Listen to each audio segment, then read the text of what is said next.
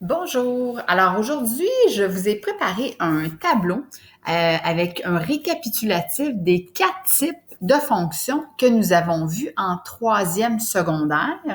Alors, sache que tu en avais déjà vu 2 l'année passée, hein. Alors, dans mon tableau ici, évidemment, il y a ces 2-là et il y en a 2 autres nouvelles. Alors, c'est certain qu'en classe, j'avais fait plusieurs cours là-dessus. Alors ici, j'ai essayé de regrouper tous les éléments essentiels pour chacune des fonctions. Alors, regardons la première qu'on appelle une fonction constante ou, dépendamment des cahiers, des fois, on l'appelle la fonction à variation nulle. Qu'arrive-t-il par rapport aux valeurs des variables? Alors, la variable dépendante, c'est-à-dire le y, est toujours la même. Donc, la variable y est toujours la même, qu'on appelle en fait l'ordonnée à l'origine ou le b. Que prend la règle générale? La règle générale prendra la forme f de x est égal à OO. On avait écrit ça en classe. Donc, f de x est égal à l'ordonnée à l'origine. Dans d'autres cahiers ou, par exemple, sur Internet, tu pourrais plutôt voir f de x est égal à b. Donc, b représente l'ordonnée à l'origine. Je vais y revenir ici. Alors, le taux de variation qui, lui, joue sur l'inclinaison de la droite. On entend aussi le mot pente. Alors ici, lorsque je suis en présence d'une constante, le taux de variation est nul. La pente est nulle. Il y en a pas de pente, hein? L'ordonnée à l'origine. L'ordonnée à l'origine peut prendre n'importe quelle valeur. Donc, ton OO ici, là, ton B peut prendre n'importe quelle valeur et c'est un chiffre. Je t'ai donné un exemple ici. Donc, par exemple, si j'allais m'acheter un billet de métro qui me coûterait 99 sous le billet. Alors, on peut voir ici que si j'achète le billet, mais que je ne fais pas de station de métro, ça me coûterait 99 sous. Si je fais une station, ça me coûterait également 99 sous et même si je faisais plusieurs stations, le prix du billet reste le même, soit 99 sous. Donc, d'où ma règle ici, là. Alors, ma règle, c'est f de x est égal à 99 sous qui représente le y qui est toujours le même. Hein. On a dit ici, là, c'est toujours la même ordonnée à l'origine, c'est toujours le même b qu'on pourrait appeler aussi. Dans le graphique, bien évidemment, on est vis-à-vis presque 1, hein, donc c'est une droite constante qu'on appelle. Alors, c'est ce que j'ai écrit ici, c'est une droite constante, alors une droite qui est toujours horizontale, dont le taux de variation est de 0. Mon taux de variation est de 0. Pour ce qui est de la fonction linéaire, qu'on pourrait aussi appeler la fonction à variation directe, donc toi, l'année passée, tu l'as étudiée, celle-là, tu l'appelais la situation de proportionnalité ou la situation proportionnelle. C'est pour ça que j'ai écrit ici que les valeurs sont proportionnelles et elles passent toujours par l'origine, hein, l'origine qui est 0, 0. Alors, la fonction linéaire, elle passe toujours par le point d'origine. La règle, on l'avait écrit en classe, f de x est égal à TV fois le x.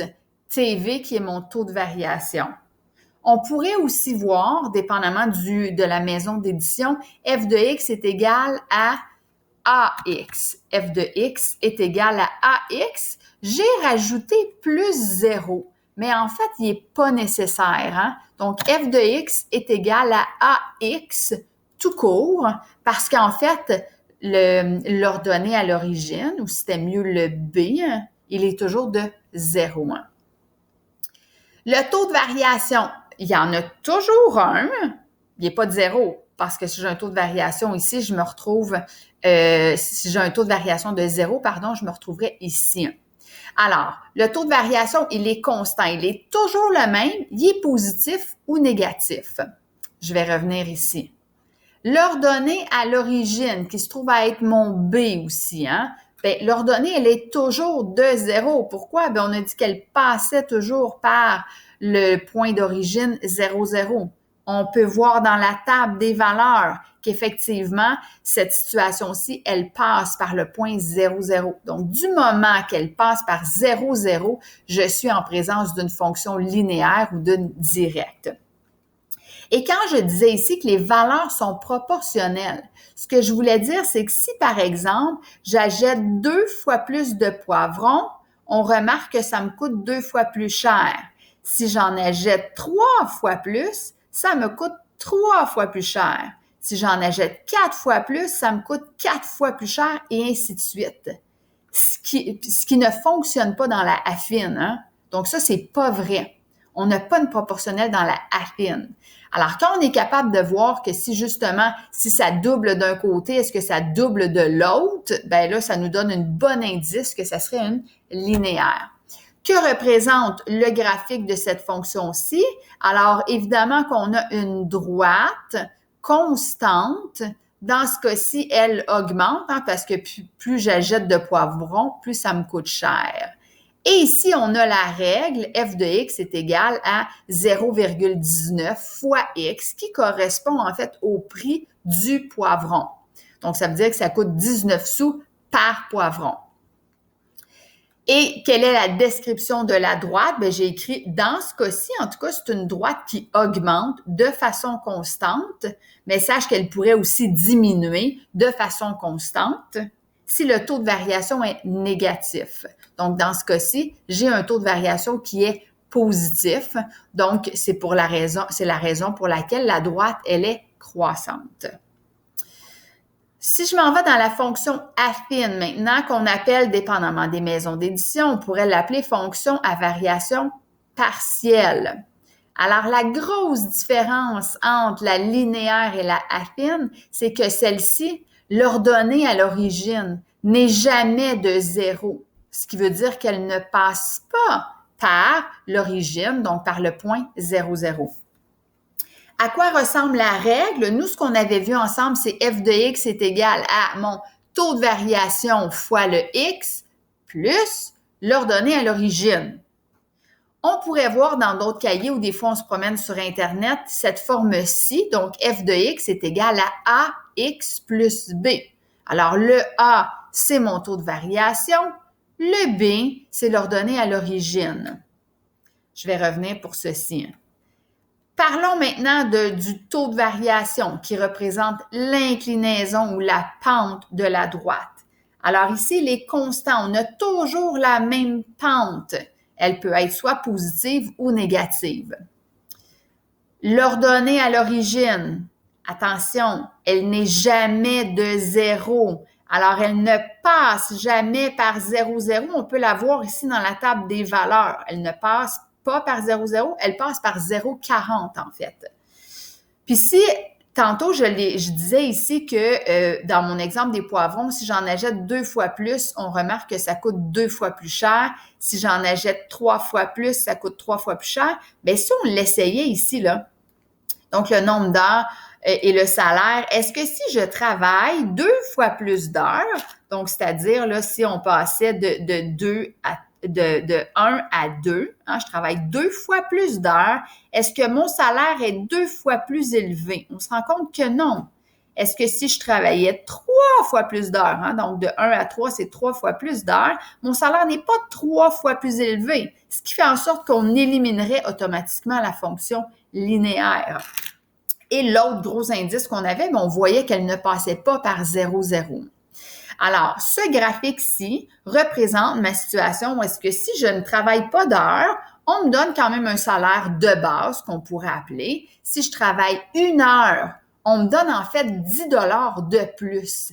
Et 1 heure supplémentaire, je gagne 10 $ de plus. Alors, ce qui fait que je serais capable d'écrire que ma règle, c'est f de x est égal à mon taux de variation qui est 10 $ fois mon nombre d'heures plus mon 40 $ de base. Alors, ceci représente le graphique de cette situation et je pourrais le décrire comme étant une droite qui augmente, hein, on voit bien qu'elle augmente, de façon constante. Alors, mon 10 $, il est constant. J'ai toujours 10 $ de l'heure. Et dépendamment de la situation, on sait que ça pourrait aussi être une droite qui diminue de façon constante si le taux de variation était de négatif. Et finalement, la dernière fonction, c'est la fonction inverse que tu as appris l'année passée. Tu l'appelais l'inversement proportionnel.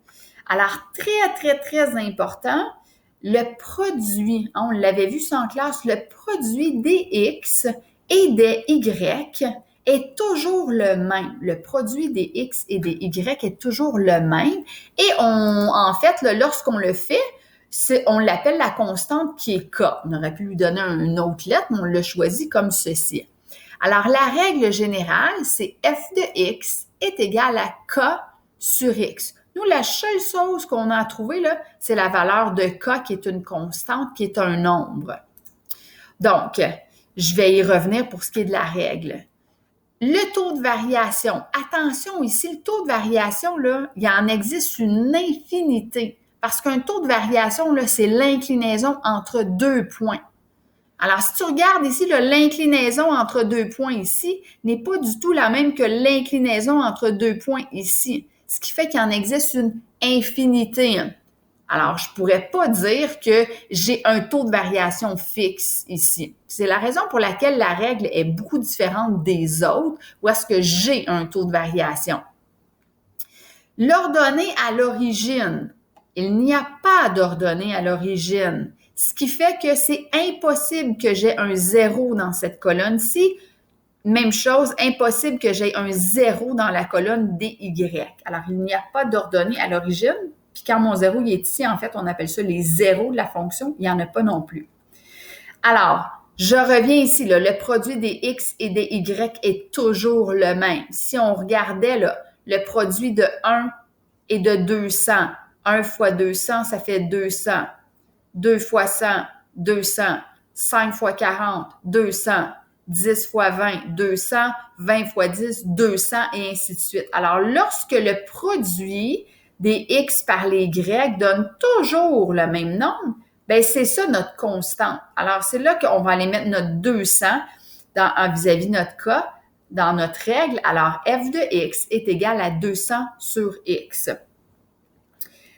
Comment décrit-on la courbe? Alors, attention, ici, c'est une courbe, ce n'est pas une droite. C'est toujours une courbe qui diminue de moins en moins vite. Alors, on peut voir qu'ici, ça diminue rapidement.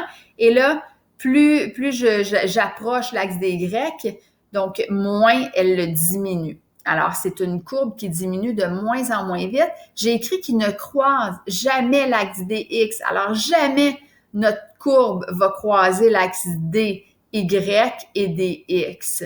Jamais. D'où il n'y a pas d'ordonnée à l'origine. Puis j'ai même ajouté tantôt, il n'y a pas de zéro. Si on se souvient, là, lorsque ça croise l'axe des X, on appelle ça les zéros de la fonction. J'ai aussi préparé un autre tableau qui est un petit peu différent, mais je peux quand même vous le montrer. Alors, j'ai fait ici un petit tableau, mais pour les fonctions polynomiales qu'on a vues en troisième secondaire. Alors, on avait la fonction polynomiale de degré 0. Il n'y en a qu'une seule. On vient de la voir, c'est la fonction constante ou la nulle. Ou est-ce que j'ai une droite constante, une droite horizontale? La règle, c'est f de x est égal à b qui est mon ordonnée à l'origine. Donc, c'est un nombre. F de x est égal à ce nombre-ci qui va croiser vis-à-vis l'axe des y. Et nous avons deux fonctions polynomiales de degré 1. On a la linéaire et la affine. Donc, la linéaire qu'on appelle aussi la directe, la affine qu'on appelle la partielle. Alors, la linéaire, donc, c'est celle qui est croissante ici, mais sache qu'elle peut être décroissante également. Ça, c'est celle qui a un ordonnée à l'origine de 0. Donc, elle passe par 0, 0. Alors, mon B, qui est l'ordonnée à l'origine, est de 0. Ce qui fait en sorte que mon plus 0 ici n'est pas nécessaire. Alors, la règle, c'est f de x est égal à a fois x. Nous, en classe, on disait f de x est égal à TV fois x. Donc, le taux de variation fois le x. je l'ai écrit ici, là, donc le A représente le taux de variation qu'on appelait TV et le B représente l'ordonnée à l'origine qu'on écrivait OO. Et finalement, la affine, la partielle, donc on la reconnaît facilement parce qu'elle ne passe pas par 0, 0. Dans mon exemple ici, elle est croissante, mais sache qu'elle peut être également décroissante. La règle sera f de x est égal à ax plus b. Donc, où est-ce que A, donc mon taux de variation n'est pas de 0 et mon ordonnée à l'origine n'est pas de 0. Alors, ça veut dire que j'ai assurément un nombre pour A et j'ai assurément un nombre pour B. Alors, voilà un autre petit exemple. Faites attention, hein, ici, c'est un tableau qui représente les fonctions polynomiales en troisième secondaire. Il y a aussi la fonction inverse, hein, donc qui n'est pas une fonction polynomiale. Donc, faites attention à ça, là, mais sache qu'il y a aussi la quatrième fonction qu'on a vue. Donc, je l'avais dans mon petit tableau ici, là. Alors, la fonction inverse, où est-ce que celle-ci est très différente. On est en présence d'une courbe. Le produit des X et des Y donne toujours la même chose. Le taux de variation, il en existe une infinité. Et la règle a une toute autre forme. Alors, il y a toujours celle-ci qui est importante, mais elle ne fait pas partie des trois fonctions polynomiales de degré 0 pour la nulle, de degré 1 pour la linéaire et la affine. Alors voilà.